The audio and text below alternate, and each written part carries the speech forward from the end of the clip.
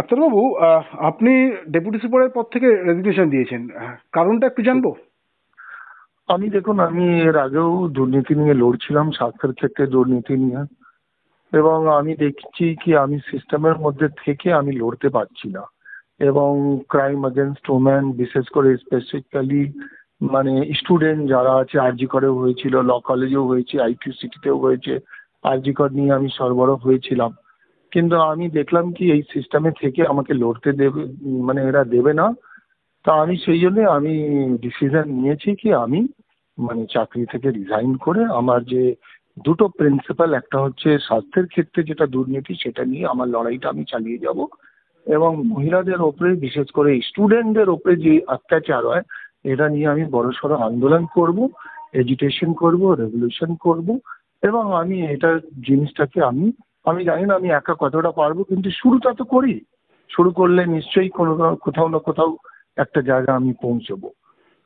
তো আপনার এইটা। হ্যাঁ, বলুন। আপনার রেজিগনেশন কি অ্যাকসেপ্ট হয়েছে?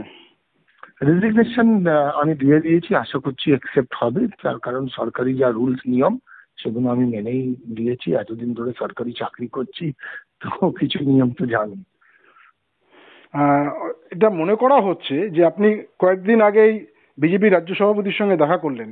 তাহলে আপনার হুম। আজকের রেজিগনেশন কি কোনো রাজনৈতিক দলের সঙ্গে নিজেকে জড়িয়ে দেওয়ার প্রাথমিক ধাপ হিসেবে ধরবো আমরা? না, আমার দেখুন, আমি মেম্বার হয়েছি অনলাইন, সেটা আমার ফান্ডামেন্টাল রাইট। এবং আমি মেম্বার হতেই পারি, যে কোনো পার্টির হতেই পারি। আর কারোর সঙ্গে দেখা করা, আমি পুজোর পরে বিজয় বা আমি পুজোর পরে ওনার সঙ্গে একটা দেখা করতে গিয়েছিলাম। তার কারণ ওনার কিছু প্রিন্সিপাল আমার ভালো লেগেছে, আমি নিউজে টিভিতে শুনলাম। মাইনরিটি নিয়ে ওনার কতগুলো বক্তব্য আমি শুনলাম, সেই হিসাবে আমি দেখা করতে গেছি। এবং ধরুন, হ্যাঁ, এটা অস্বীকার আমি করছি না, ইন ফিউচার যদি আমি অফার পাই, এখনো আমি অফার পাইনি, যদি ফিউচার পাই তো নিশ্চয়ই আমি রাজনীতিতে আসবো।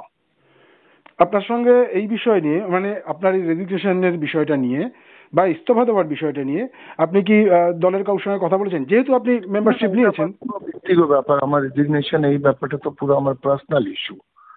তো আমার ব্যক্তিগত ব্যাপার নিয়ে কারোর সঙ্গে তো কথা বলার দরকার নেই। আমি চাকরি এত বছর থেকে করছি, আমি চাকরি করব কি করব না, এই ডিসিশনটা খুব ক্রিটিক্যাল ডিসিশন, এটা আমার নিজের ডিসিশন। আপনার ভবিষ্যৎ পথটা কি? আপনি দুটো জিনিস বললেন, যে দুর্নীতির বিরুদ্ধে লড়াই করবেন আর ছাত্রছাত্রীদের, বিশেষ করে মেডিকেল স্টুডেন্ট যারা আছেন তাদের বিরুদ্ধে। স্টুডেন্ট বা, হ্যাঁ, বিভিন্ন যে কলেজে অত্যাচার হচ্ছে, যা হচ্ছে, ওদের দরকার হলে পার্সোনালি আমি বিভিন্ন কলেজে যাব। কিন্তু এখন তো এই পোস্টে থেকে আমি যেতে পারছি না। আমি কি করে গিয়ে, ধরুন ল কলেজের এটা বা পাঁশকুড়া যে ঘটনাটা হলো, এগুলো আমি দেখছি, শুনছি, কিন্তু আমি লড়তে পারছি না জাস্টিসের জন্য। তা আমি এটা, হ্যাঁ, এবার আমি মেম্বার হয়েছি। হ্যাঁ, ইন ফিউচার আমি তো সেটা অস্বীকার করছি না, আমি কোথাও অফার পাইনি।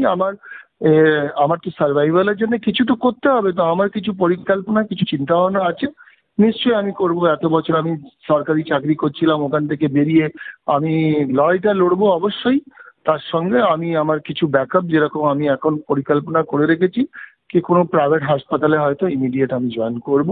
দু একটা জায়গা আমি অনলাইন আমার সিভি সাবমিটও করেছি, ইনডিড বা লিঙ্কডইন এদের মাধ্যমে আমি সাবমিটও করেছি।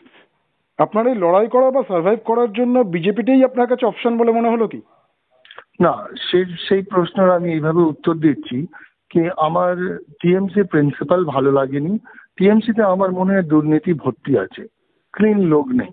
এবার এখন ওয়েস্ট বেঙ্গলে আমার মনে হচ্ছে কি বিজেপি হচ্ছে একটা ভালো দল। এবং আমার মনে হয় টিএমসি কে, যেটা টিএমসি যে এত দুর্নীতি, আপনি তো দূরে চারটে আমাকে এমন টিএমসি লোকের নাম বলুন যে পরিষ্কার সৎ লোক, যার এগেন্সে কোনো এলিগেশন নেই, কোনো দুর্নীতি নেই, কোনো কিছুর মধ্যে জড়িত নেই।